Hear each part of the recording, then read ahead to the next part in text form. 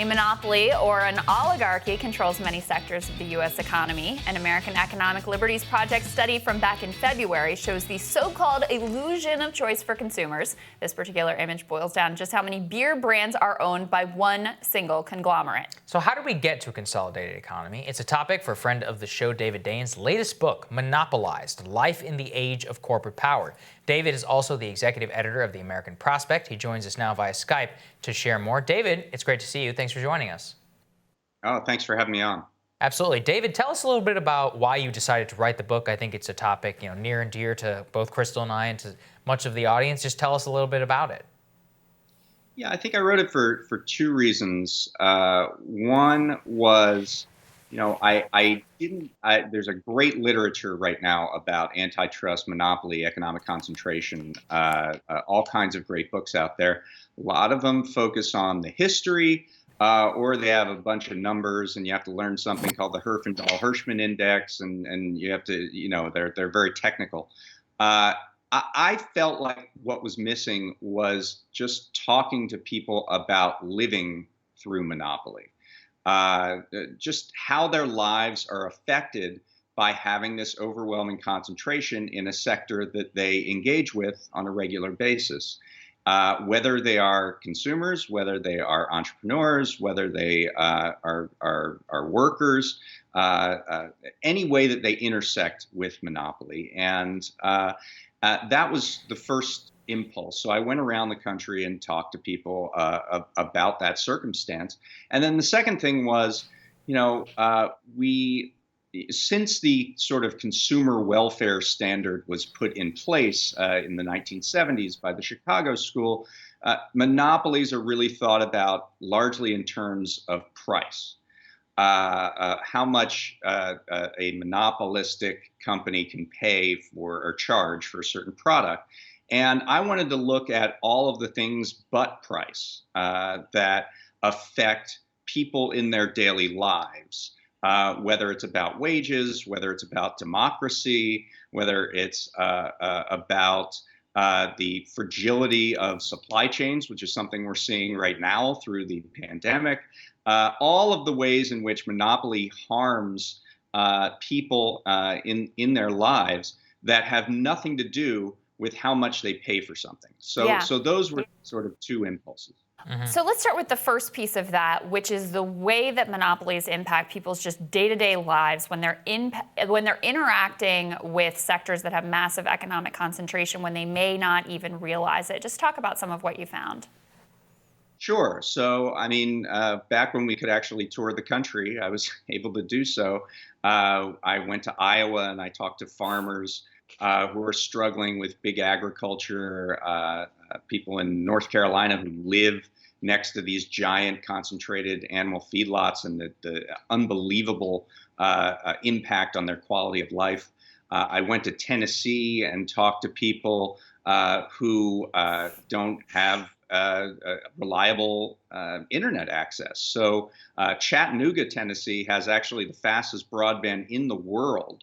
But if you go 2 minutes outside the city limits, that you cannot get anything better than a dial-up, and people go to Starbucks parking lots with their kids to do their homework, to catch the Wi-Fi there. And the reason is that Big Telecom put a law in place in Tennessee that said you cannot go as an electric company, because in Chattanooga it's done through the Electric Power Board, you can't go outside your service area to serve broadband. So you have this just incredible anomalous situation. I talked to people in Ohio who, whose families were victims of the opioid crisis and all of the monopolies that led us to the point where we have that terrible crisis. So there are ways in which this manifests itself that I think are not normally talked about. I mean, there's this bias of talking about big tech when you talk about monopolies, and that's in the book.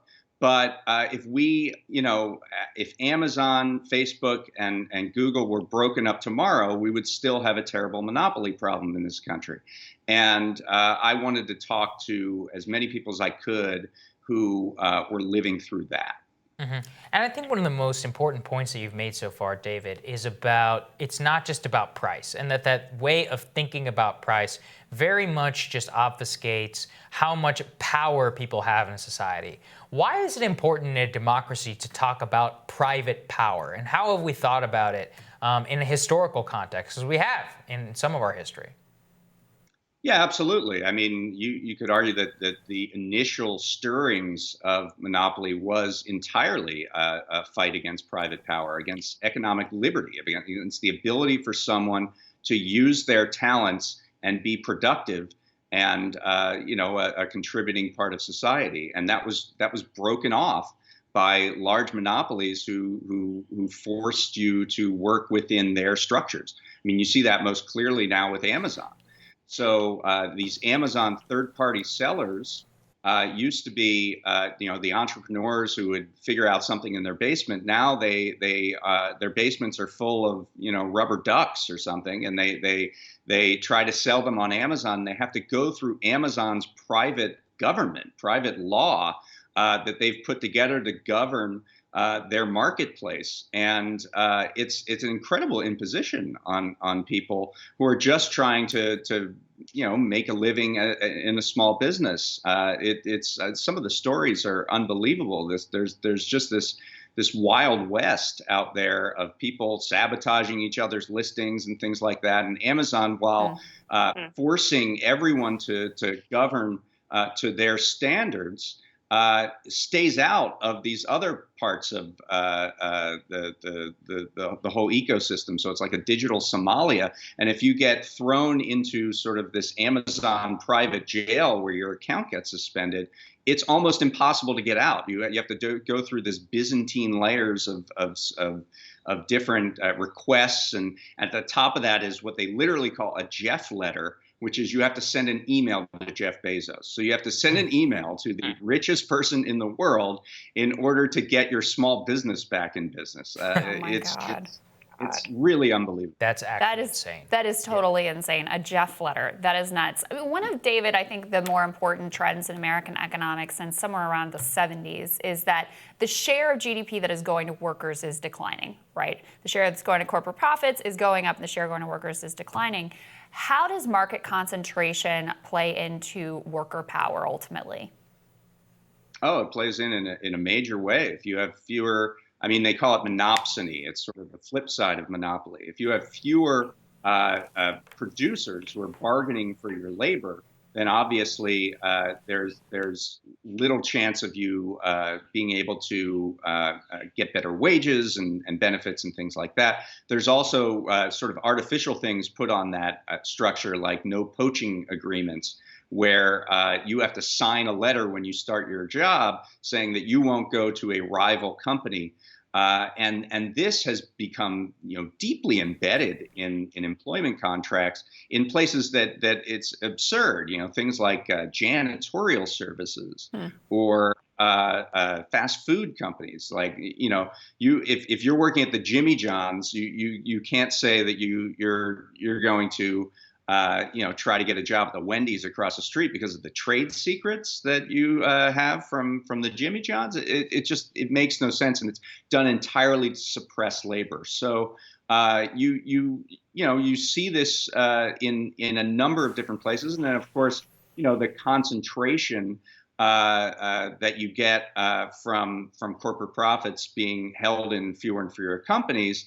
Also, it happens on both ends. So at the bottom, you're not seeing workers with enough power to bargain for more wages, and then at the top, there are fewer and fewer people gaining all the profits, and so the gap widens and widens. Yeah, so interesting. Congratulations on the book. Everyone should go pick it up. If you've got time, you should be reading this book.